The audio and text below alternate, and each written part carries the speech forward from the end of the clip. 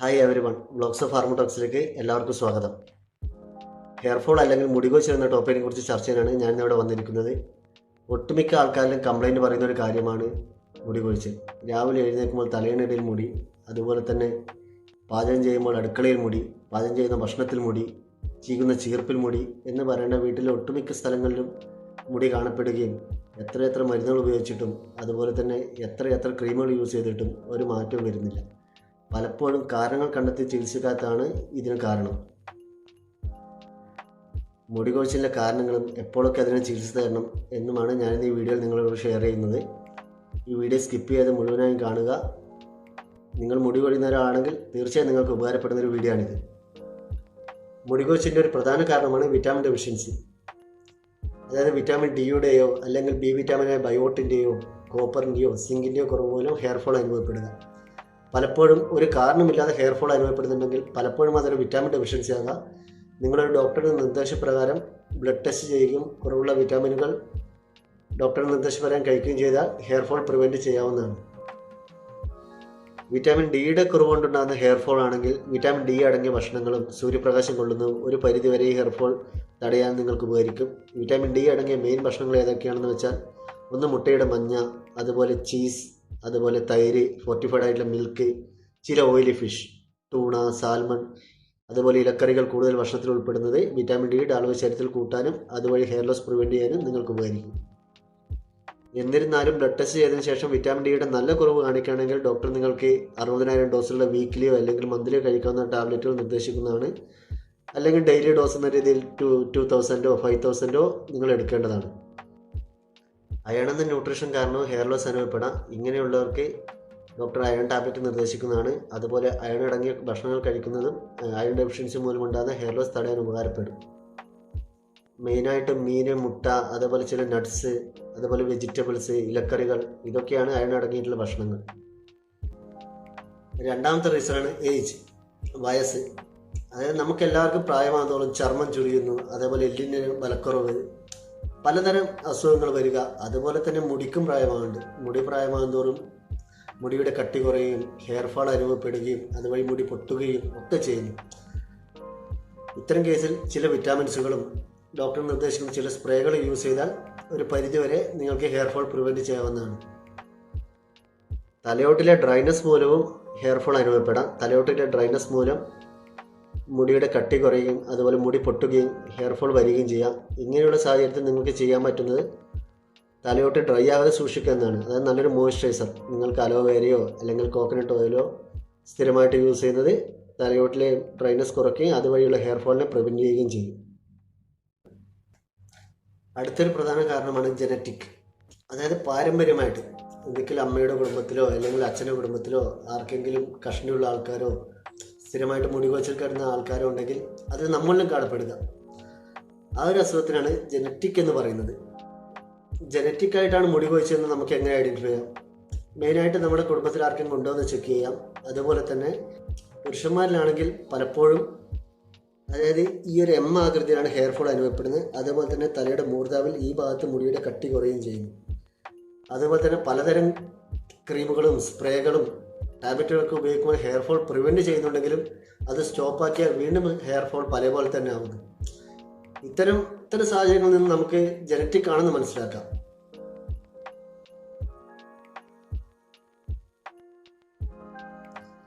സ്ത്രീകളിലാണെങ്കിൽ മുടിയിഴകളൊക്കെ സാധാരണ പോലെയായിരിക്കും, എന്നാൽ മുടിയുടെ ഉൾഭാഗം വിശാലമായിരിക്കും. മുടിയുടെ ഉൾഭാഗത്ത് ഹെയർ ഫോൾ നന്നായിട്ട് അനുഭവപ്പെടുകയും മുടിയുടെ ഉൾഭാഗത്ത് തീരെ മുടിയില്ലാത്ത അവസ്ഥ. ഈ ഒരു അവസ്ഥയാണ് സ്ത്രീകളിലായിട്ടുള്ള ജനറ്റിക് ആയിട്ടുള്ള ഹെയർ ഫോളിൽ കാണപ്പെടുന്നത്.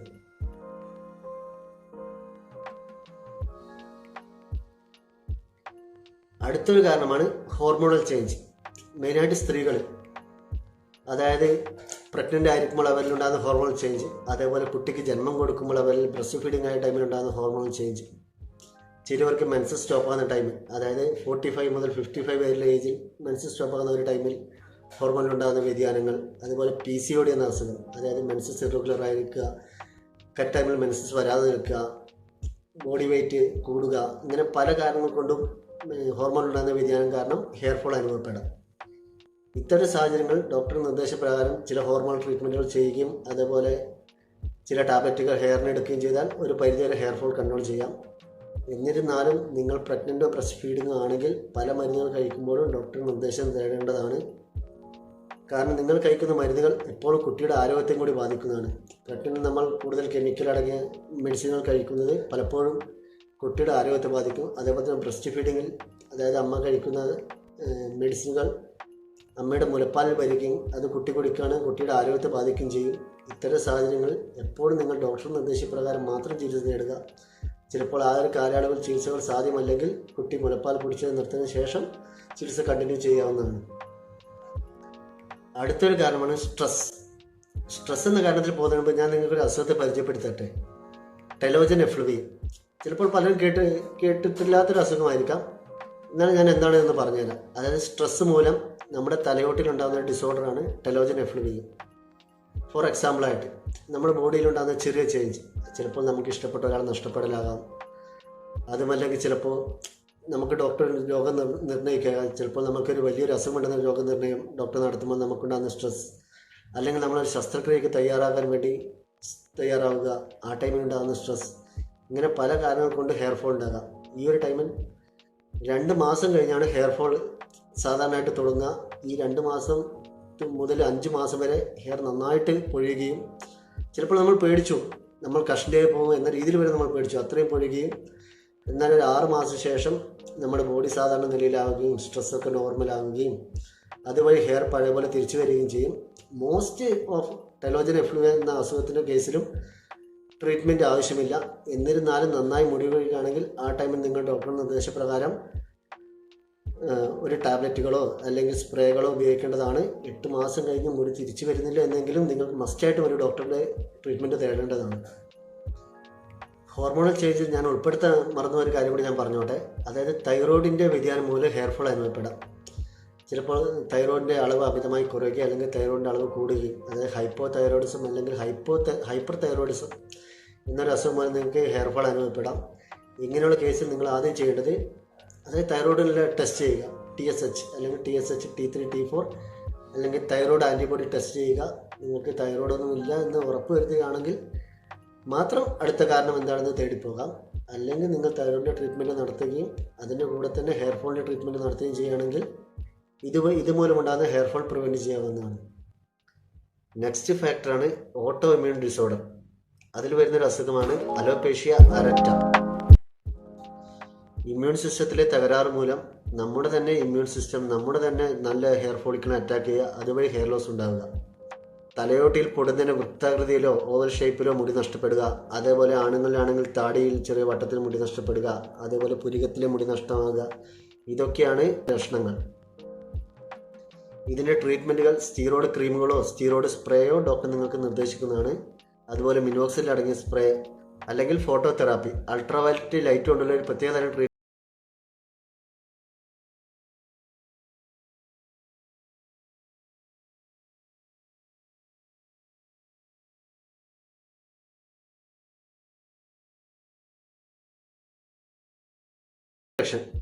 ഫോർ എക്സാമ്പിൾ പറയുകയാണെങ്കിൽ ഡാൻഡ്രഫ് അല്ലെങ്കിൽ സ്കാൽപ്പ് സോറിയാസിസ്. ഡാൻഡ്രഫൊക്കെ പലപ്പോഴും നമ്മൾ തുടക്കത്തിൽ തന്നെ ചികിത്സിച്ചാൽ സിമ്പിളായിട്ട് ഒഴിവാക്കാൻ പറ്റാവുന്ന ഒരു അസുഖമാണ്. എന്നാൽ പലപ്പോഴും നമ്മൾ ഡാൻഡ്രഫ് വെച്ചിരുന്ന് ലാസ്റ്റ് അത് താടിയിലും പുരുകത്തിലും ഒക്കെ വരുമ്പോഴാണ് നമ്മൾ പലപ്പോഴും ചികിത്സ തേടുന്നത്. ഈ ഡാൻഡ്രഫ് അതേപോലെ സോറിയാസിസ് എന്ന അസുഖത്തിന് തുടക്കത്തിൽ തന്നെ ട്രീറ്റ്മെൻറ്റ് എടുക്കാൻ നിൽക്കുന്നത് ഭാവിയിൽ മാരകമായിട്ടുള്ള മുടി കൊഴിച്ചിലും ചിലപ്പോൾ അതൊരു പെർമനൻ്റായിട്ട് പോകുന്ന ഒരു മുടി കൊഴിച്ചിലേക്കും പോകാനുള്ള കാരണമാകും. അതുകൊണ്ട് തന്നെ ചെറിയ ചെറിയ അസുഖങ്ങളൊക്കെ തുടക്കത്തിൽ തന്നെ ചികിത്സിച്ച് ഭേദമാക്കുകയാണെങ്കിൽ ഹെയർ ഫോൾ എന്ന ബുദ്ധിമുട്ടിൽ നിന്ന് നമുക്കൊരു പരിധി വരെ രക്ഷപ്പെടാൻ പറ്റാവുന്നതാണ്.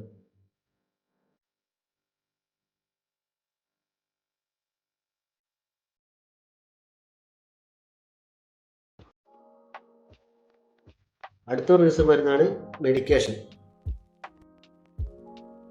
അതായത് നിങ്ങൾ പല ആൾക്കാരും പല അസുഖത്തിനും മരുന്നെടുക്കുന്നവരായിരിക്കും. ഷുഗറിനോ കൊളസ്ട്രോളിനോ ബ്ലഡ് പ്രഷറിനോ പല അസുഖത്തിനും മരുന്നെടുക്കുന്ന ആൾക്കാരായിരിക്കും. ചില മരുന്നുകളുടെയൊക്കെ സൈഡ് എഫക്റ്റ് ആയിട്ടാണ് ഹെയർ ഫോൾ വരുന്നത്. ഫോർ എക്സാമ്പിൾ പറയുകയാണെങ്കിൽ ബ്ലഡ് പ്രഷറിന് ഉപയോഗിക്കുന്ന ലിസിനോപ്രിൽ അല്ലെങ്കിൽ ക്യാപ്റ്റോപ്രിൽ എന്ന മരുന്നിൻ്റെ സൈഡ് എഫക്റ്റാണ് ഹെയർ ഫോൾ. അതുപോലെ തന്നെ കൊളസ്ട്രോൾ ഉപയോഗിക്കുന്ന അട്രോവാസ്റ്റാറ്റിൻ, സിൻവാസ്റ്റാറ്റിനൊക്കെ സൈഡ് എഫക്റ്റാണ് ഹെയർ ഫോൾ.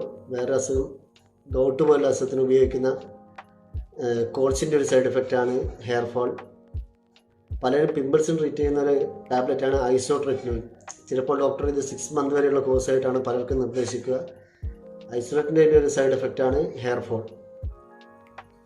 ഇത്തരം മെഡിസിനുകൾ കാരണമാണ് ഹെയർ ഫോൾ അനുഭവപ്പെടുന്നെങ്കിൽ ഡോക്ടറുടെ നിർദ്ദേശപ്രകാരം നിങ്ങൾ ഈ മെഡിസിൻ സ്റ്റോപ്പാക്കുകയും പകരം ഡോക്ടർ നിർദ്ദേശിച്ച മരുന്നുകൾ യൂസ് ചെയ്താൽ ഒരു പരിധി ഇതുമൂലം ഉണ്ടാകുന്ന ഹെയർ ഫോളുകൾ തടയാൻ സാധിക്കുന്നതാണ്.